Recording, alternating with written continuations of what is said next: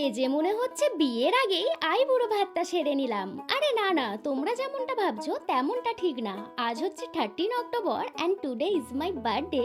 প্রতি বছরই আমার বার্থডের দিন মা অনেক ভালো ভালো রান্না করে, তেমনি এবছরও মা অনেক কিছু রান্না করেছে। ভাত, ডাল, 5 রকম ভাজা, ঝুরি আলু ভাজা, আরো অনেক কিছু। আর মাকে আমি বলেছিলাম তুমি আর যাই করো না কেন, তোমার হাতের ফ্রাইড রাইস তো মাস্ট। মা তো ফ্রাইড রাইস করেইছে, তার সাথে চিকেন কষা, কাতলা কালিয়া, চিংড়ি মাছের মালাইকারি, আরও কত কি। আর তার সাথে পায়েস তো থাকবেই, যেটা ছাড়া বার্থডে একেবারেই অসম্পূর্ণ। সত্যি কথা বলতে এত কিছু তো খাওয়া যায়ই না, তবু অল্প অল্প করে হলেও আমি সব কিছুই খেয়েছি, যেহেতু প্রতিটা রান্নাই মা অনেক ভালোবেসে বানিয়েছে। তারপর এদিকে দিদি আর জিজু মিলে সন্ধ্যাবেলার ডেকোরেশন শুরু করে দিয়েছে। ট্রাস্ট মি, পুরো ডেকোরেশনটা কমপ্লিট হওয়ার পর আমার অসম্ভব ভালো লেগেছে। আর এই হচ্ছে আমার বার্থডে কেক, যেটা আমার জিজুর তরফ থেকে ছিল।